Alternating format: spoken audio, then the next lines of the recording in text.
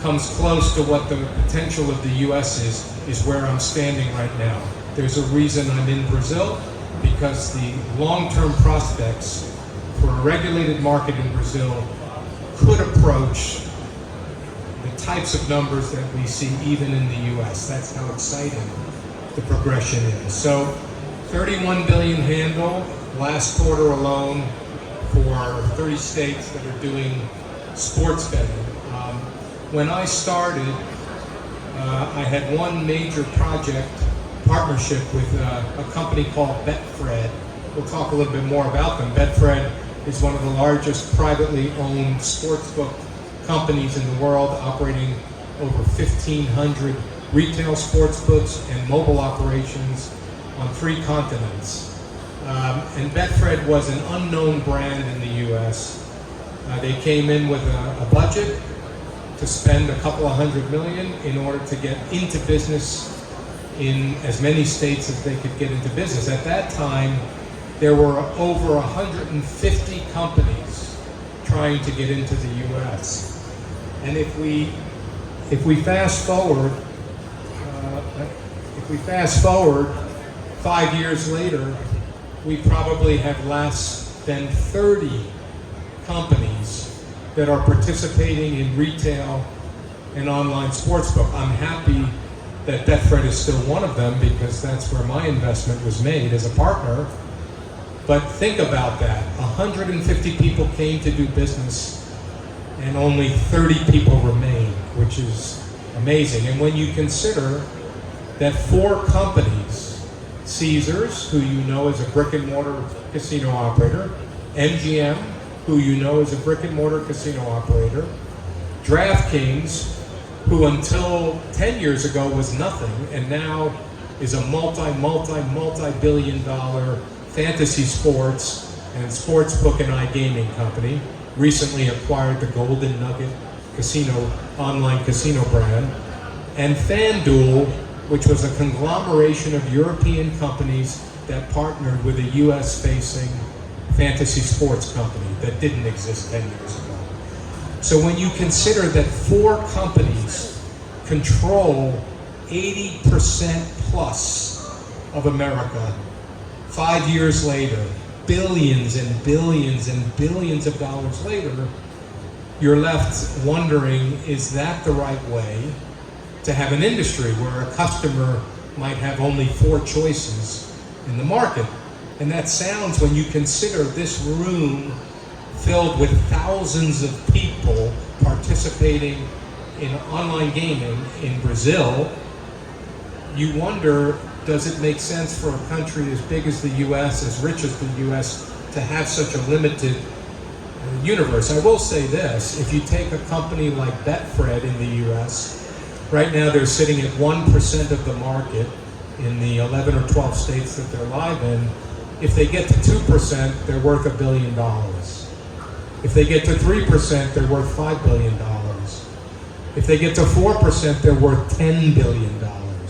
So the risks are high, but the rewards are big if you can break through in a marketplace. Now, if we switch over, I will say one thing about iGaming. Unfortunately, online casino, live casino, is only legal in 4 states in the US. So unlike sports, we haven't seen the same traction. And the main reason for that is twofold. Concern by brick and mortar casinos that online gaming affects brick and mortar casinos, and US is very much a brick and mortar casino culture. Whereas in some markets, like Africa, as an example, or much of Latin America, the focus is online. Not so in America. So the brick and mortar casinos have a concern about online gaming. The reality is, in New Jersey and Pennsylvania, which have lots of casinos, okay, 2 of the states that are legal, Michigan, lots of casinos, West Virginia, many casinos. Those states have seen both a growth year over year in the online gaming and a growth year over year in the brick and mortar.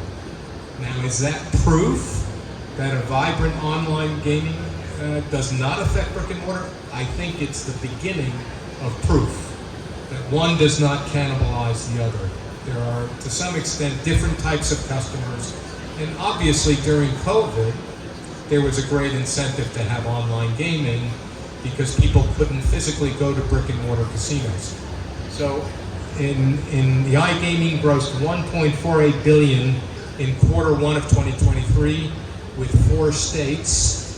I think you can expect that when all is said and done, you're going to have about $100 billion marketplace for online casino. When you consider that if you add all the lottery business in America and all the brick and mortar casinos, that equals up $100 billion. So basically, in the next 3 to 5 years, as more states add online gaming, we're going to double the size of the gambling industry in America, which is an amazing statistic. So I guess this is to say that we're still in the infancy. We're still in the first inning, to use a baseball analogy, or the first quarter, maybe the first 10 minutes of the first quarter, if we're using basketball. I guess I should probably use soccer. Already I'm calling it the wrong thing, so I apologize. But anyway, the point is we're at the beginning, and even though 150 companies started, and now there are less than 30, you can be assured that as more online gaming comes, and we're talking about chasing $100 billion, more companies will come back. So this will be a wave. And the reason I'm mentioning this is because, is this the way that Brazil will go? If, I know you've been talking about regulation for it seems like a decade. Are we going to be talking about it in another decade? Maybe. But the point is, if you can fill up a room like this with thousands of people doing business, then it's working now. Lots of people are competing for customers and making money. So do you want the US experience where it feels like there'll be fewer players or fewer brands? Or if we look at Canada, if you look at Ontario, which is Toronto, we have a different story there. We don't have 4 players that control 85% of the market. We have 25 players that control anywhere from 3 to 5% of the market. Maybe that's more what Brazil looks like. So I guess what I would say is Brazil is a leader in a market. We call it the LATAM market. Obviously, it hasn't reached its full potential because we don't know where regulation is going to go. And I think you'll have some choices to make as to how open your licensing process is. Is it like Ontario, which follows the UK model, which says anybody who fills out an application can be an online and pays the license fee, can be an online gaming company? Is that the way you're going to go? Or is it going to be more of a barrier of entry in the US, where the licenses are limited because they're tied to either the number of casinos or they're limited by law by the state? So which way is it going to go? How is it ultimately going to be done? How open is it going to be? I don't really have an opinion at the end of the day. I don't know that there's a right and a wrong way. All I can tell you is how the different experiences are playing out. So I would say, just to put it in perspective, Ontario, if it were in the United States, would be the 6th largest state. So it is proving to be a very lucrative market. It does consist of full online casino and sports. And there are a lot of companies that left the US because it was too expensive or waited to enter the US who are starting in Canada because the barrier of entry is so low. So and who knows, maybe there'll be brands that launch successfully, have launched in Brazil, because Canada, much like Brazil, had a gray market for decades. And the companies that got out ahead initially were those that had customers that they switched over to the regulated market. And who knows how that transition would work here. Lots to be determined. But I wouldn't be surprised if Brazil, when all said and done, starts exporting brands to other parts of the world, and not just the Latin American world, globally. And this is why we're here. I noticed there's not a lot of Americans here, but and I could have been in Canada, but I chose to be here because this is the future. So I have some on Mexico. The only thing I would say on Mexico is it's neither gray nor regulated. It's kind of like if you were lucky enough to get someone to say you had a license, you had a license. And if nobody challenged you, you had it. And the reality is that for a long time, companies like Caliente, which controlled most of the sports sponsorship, soccer or football, that they controlled 60-70% of the market. That's not true anymore. There's more diversification, but I would say there isn't an incentive for Mexico to be regulated, even though it's approximate to the U.S. I think they like having it be a market for Latinos and not Americans, and that's my view, which is fine. I put a slide up here. It's not so relevant outside of the U.S. and Canada, but tribal gaming, it's something I specialize in America. As you may or may not know, in the history of America, the inhabitants of America before it was set up as colonies and states were Native American tribe, indigenous people. We have indigenous people all over the world, and we took the land away from them in order to create America. And so out of guilt and out of reparation, in the 1980s, the U.S., first the Supreme Court and then the legislature approved a regime to give Native American tribes exclusive jurisdiction over many of our states to do casino gambling and brick and mortar, and they control largely what happens online. So almost half of America, which is not represented in the numbers I went through, is controlled by tribes that are sovereign nations.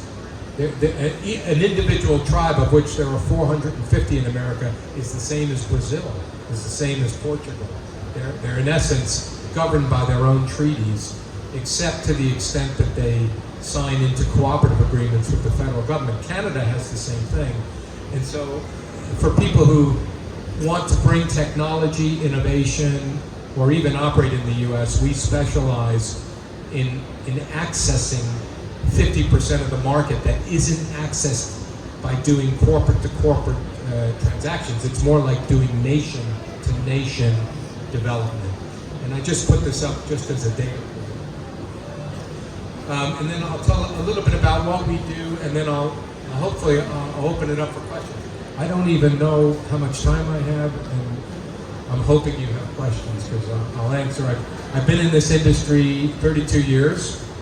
I started as a gaming regulatory attorney representing the riverboat gaming industry, which was a brand new industry. It was how casinos expanded in America outside of Atlantic City and Las Vegas, was to create riverboats in the middle of the country, and I was part of creating them. I then worked with Native American tribes to create Indian casinos in dozens of states. When I started, there were 2 states. Now there are 43 states in America that have casinos. My company, SCCG Management, is a company that I formed in order to own and operate casinos. So I used to own and operate 6 of the casinos on Fremont Street in downtown Vegas. So we employed thousands of people, and I learned the industry from working with the folks that cleaned the rooms to the people who took the coins out of the machines. That's what we did in those days. So I understand the brick and mortar casino operation, whether it's in Nevada or in dozens of countries around the world that have them. And then when we sold casinos, I became an investor. So what you went through here, I do on a daily basis. We invest money in technology companies all over the world. We like to support people. One of the programs we have is 20 in their 20s. I really think I'm 57, I've done 32 years. I think I've got another maybe 10 years left in me to do this. But I spend most of my time now supporting young people and hoping they get the energy to support our industry, because that's the future. I just got back from 3 weeks in China and Singapore, Vietnam. I'm going to Africa after a little bit of rest here. So I believe that the gaming industry is global. Obviously, 65% of people between the age of 18 and 30 years old are Asian. So I think when we think about what's happening in Brazil, we still have to think globally because it's one universe. There's innovation everywhere. So that's what SCCG is about. We sit in Vegas, which is a great place, but this is now my 5th trip to Brazil. I've been all over your country, and I've been to the big shows. You have more enthusiasm and excitement here than the biggest shows that occur in Las Vegas or London. So whatever you're doing, keep doing it. And if we can be a resource, whether it's lessons we've learned in other countries, the US, Canada, Mexico, or anywhere around the world that we work, or we can just be someone to bounce something off. We're very accessible, so it's good to be here, and I'll turn it over to any questions or comments. It could be on any topic.